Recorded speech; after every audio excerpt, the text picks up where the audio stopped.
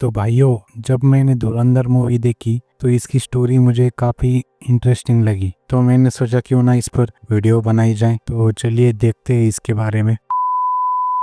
इस मूवी को डायरेक्ट किया है आदित्य धर ने, जो कि यामी गौतम के हस्बैंड है। आदित्य धर के द्वारा डायरेक्ट की हुई ये दूसरी मूवी है और पहली उरी द सर्जिकल स्ट्राइक थी। तो पहला सवाल, क्या धुरंधर रियल लाइफ स्टोरी है? तो इसका जवाब हाँ और ना, क्योंकि इसके बहुत से किरदार रियल लाइफ से इंस्पायर है और कुछ किरदार इमेजिनरी भी है। इस मूवी की ज्यादातर कहानी पाकिस्तान के कराची शहर के बीचों बीच बसे लायरी टाउन में ही चलती है। ऐसा कहा जाता है कि लायरी टाउन ये कराची शहर का कंट्रोल रूम है। तो लायरी टाउन पे जिसका राज होगा उसका पूरे कराची शहर पर दबदबा होगा। तो ये लायरी टाउन भी कई हिस्सों में बटा हुआ है। 1970 के दशक में यहाँ पर हाजी लालू का राज चलता था, जो कि उस समय का काफी जाना माना गैंगस्टर था। हाजी लालू के बाद 1990 में उसका बेटा अरशद पप्पू उसकी गद्दी संभाल लेता है और करीब इसी समय पर एंट्री होती है 18 साल के रहमान डकैत की। इसका जन्म लायरी टाउन में हुआ था और बचपन से ही ये काले धंधों में घुस गया था। तो अरशद पप्पू और रहमान डकैत में काफी कट्टर दुश्मनी हुई थी और रहमान इतना बेरहम था कि रहमान डकैत की दी हुई मौत बड़ी कसाईनुमा होती है। 1995 में 20 साल की उम्र में इसे अपनी मां का दुश्मन गैंग से संबंध होने का डाउट आया था, तो इसने अपनी मां का ही मर्डर कर डाला। इस घटना के बाद पूरे कराची शहर पर इसका आतंक फैल गया और अगले कुछ सालों में रहमान डकैत का आतंक लगातार बढ़ता चला जाता है। और इसी बढ़ते आतंक को खत्म करने के लिए 2009 में लायरी टाउन में encounter specialist SP Chaudhry Aslam की पोस्टिंग होती है और यही चौधरी असलम 9 अगस्त 2009 को लायरी टाउन में घुसकर रहमान डकैत का इनकाउंटर कर डालता है और यहीं पर रहमान डकैत का चैप्टर खत्म हो जाता है। तो मूवी में धुरंधर भी रहमान डकैत की गैंग को ही ज्वाइन करता है। रहमान डकैत के मौत के बाद यहाँ से एक नया चैप्टर चालू होता है उजैर बलोच का, जो कि रहमान का ही राइट हैंड था और रिश्ते में दोनों चचेरे भाई थे। वैसे लायरी टाउन के लगभग सारे गैंगस्टर मर चुके हैं, पर उजैर उन लोगों में से है जो आज की डेट तक जिंदा है और उजैर बलोच की भी अपनी एक अलग कहानी है। तो उजैर के बाप को रहमान डकैत के दुश्मन गैंग यानी अरशद पप्पू के लोगों ने किडनैप किया था और उसका खून कर डाला था। तो बदला लेने के लिए उजैर बलोच ने भी अपने चचेरे भाई रहमान डकैत की गैंग ज्वाइन कर ली। घायल हूं इसलिए घातक हूं। आखिर में 2013 में जाकर उजैर बलोच अपना बदला पूरा करता है, जो कि अरशद पप्पू के सिर को धड़ से अलग करके उसके सिर के साथ फुटबॉल खेलता है और उसके सिर के लोगों के सामने टुकड़े करता है।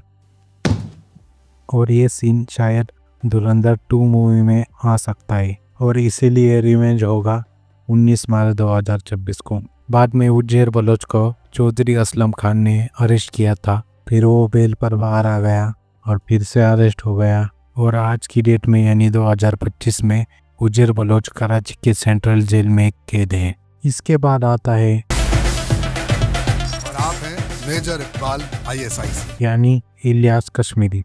मेजर इकबाल ये कैरेक्टर पूरे धुरंधर मूवी का सबसे हैवान कैरेक्टर है। इस एक ही सीन में समझ आता है कि इसके दिमाग में इंडिया के खिलाफ कितनी ज्यादा नफरत भरी हुई है। और इलियास कश्मीरी ये भी उतना ही बड़ा हैवान था। मुंबई के 26/11 हमले की प्लानिंग में इलियास कश्मीरी भी शामिल था और उससे पहले सन 2000 में जम्मू कश्मीर के नौशेरा सेक्टर के इंडियन आर्मी पोस्ट पर इसने कुछ आतंकवादियों के साथ हमला किया था और उसमें लगभग 7 जवान मारकर एक जवान का तो ये सर काट कर पाकिस्तान ले गए थे। पर अफसोस है कि ये हैवान इंडियन आर्मी के हाथों से नहीं मरा, क्योंकि 2011 में पाकिस्तान के नॉर्थ वज़ारिस्तान डिस्ट्रिक्ट में अमेरिकन आर्मी के एक ड्रोन हमले में ये मारा गया।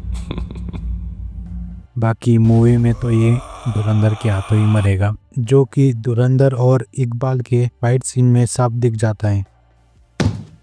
इसके बाद नंबर आता है एसपी चौधरी असलम। ये रियल लाइफ में भी संजय दत्त जैसा दिखता था और इसका नाम पाकिस्तान के कुछ चुनिंदा इनकाउंटर स्पेशलिस्ट में भी शामिल था। बाद में इस पर कुछ फेक इनकाउंटर के भी आरोप लगे थे और इसने लाहौरी टाउन से गैंग वॉर खत्म करने में बहुत बड़ी भूमिका निभाई थी। पर बाद में एसपी चौधरी असलम टीटीपी से उलझ गया, जो कि उसके लाइफ की सबसे बड़ी भूल थी। टीटीपी यानी तहरीक-ए-तालिबान पाकिस्तान, ये अफगानिस्तान के तालिबान का ही एक विंग है जो कि पाकिस्तान में ऑपरेट होता है, इसलिए इसे तहरीक-ए-तालिबान पाकिस्तान यानी टीटीपी कहा जाता है। जब एसपी चौधरी असलम कराची सीआईडी में पोस्टेड था तब इसका नाम टीटीपी के कुछ कैदियों की हत्या में भी आया था, इसलिए एसपी चौधरी असलम टीटीपी के हिट लिस्ट में सबसे ऊपर था। और इसी कारण की वजह से 9 जनवरी 2014 को कराची के लाहौरी टाउन से गुजरने वाले लाहौरी एक्सप्रेसवे पर एसपी चौधरी के काफिले पर हमला हुआ था, जिसके बम विस्फोट में इसकी मौत हो गई। और धुरंधर के पार्ट 2 में भी कुछ इसी प्रकार दिखाया जा सकता है, क्योंकि धुरंधर के ऑफिशियल ट्रेलर में भी एक वाइट कार का बम ब्लास्ट दिखाया गया है, तो वो गाड़ी एकदम एसपी चौधरी असलम के कार जैसी लगती है। और अगला कैरेक्टर है पॉलिटिशियन जमील जमाली, और जमील साहब आपको खस्सी जो कि इंस्पायर्ड है पॉलिटिशियन नबील गाबोल से। ये आदमी लाहौरी टाउन के गुंडों के लिए पॉलिटिकल बैकबोन है और ये काफ़ी लंबे अरसे से कराची से और आज की डेट में भी ये पाकिस्तान की नेशनल असेंबली में मेंबर हैं। और आगे हमारे सामने सवाल है कि वो is Dhurandhar.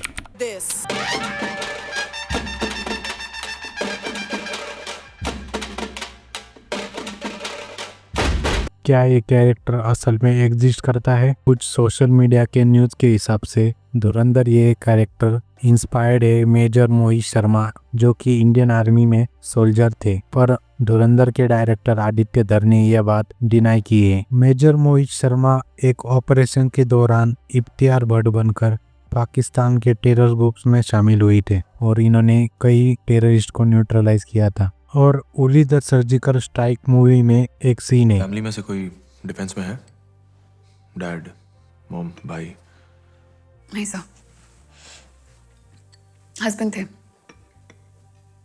Captain Jaskirat Singh Rangi, सीजन पंजाब रेजिमेंट, नौशेरा सेक्टर के एम्बुश में शहीद हुए थे। और धुरंधर में रणवीर सिंह का भी यही सेम नाम यूज किया गया है। तो क्या वाकई ये कोइंसिडेंस है या और उरी और धुरंधर आपस में कनेक्टेड हैं? आपको क्या लगता है कमेंट करके बताना। और हाँ, पिछले कुछ सालों से पाकिस्तान के कुछ बड़े बड़े टेररिस्ट अनोनिमस तरीके से मर रहे हैं और जिनका असैसिनेशन कोई अनआइडेंटिफाई बंदा कर रहा है, तो कहीं ये धुरंधर तो नहीं?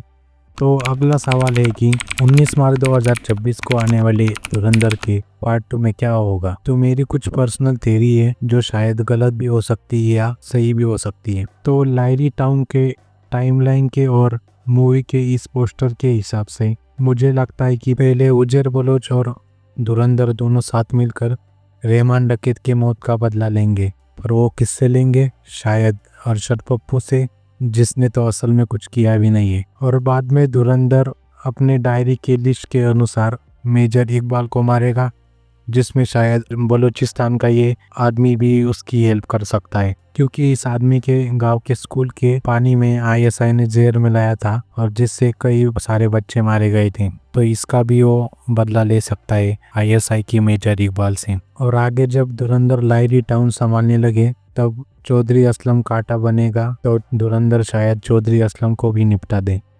और हाँ, धुरंधर के डायरी में मेजर इकबाल के बाद जावेद खनानी, साजिद मीर, अब्दुल भुट्टवी, आजम चीमा और बड़े साहब, ये सारे नाम भी है। तो इन सब के लिए शायद धुरंधर का पार्ट 3 भी आ सकता है। और इस सीन से तो पता लगता है कि जावेद खनानी पार्ट 2 में ही निपट जाएगा। और आखिरी सवाल है कि ये बड़े साहब कौन है? तो मुझे पर्सनली लगता है कि ये बड़े साहब एक ही आदमी हो सकता है, डी। इससे ज़्यादा मैं कुछ नहीं बोलूँगा, बाकी जो इसको समझ गया वो कमेंट कर दो। और अभी तक आपने धुरंधर मूवी नहीं देखी तो ज़रूर थिएटर में जाकर इस मूवी को देखना। और आशा करती है कि आदित्य धर ऐसे ही बेहतरीन मूवी बनाते रहे। और ये मेरा पहला वीडियो है, इसलिए चैनल को सब्सक्राइब कर देना और कमेंट करके वीडियो को हाइप भी कर देना, क्योंकि इसे बनाने में मुझे लगभग 1 हफ्ता लगा है और एडिटिंग में भी कई घंटों की मेहनत लगी है।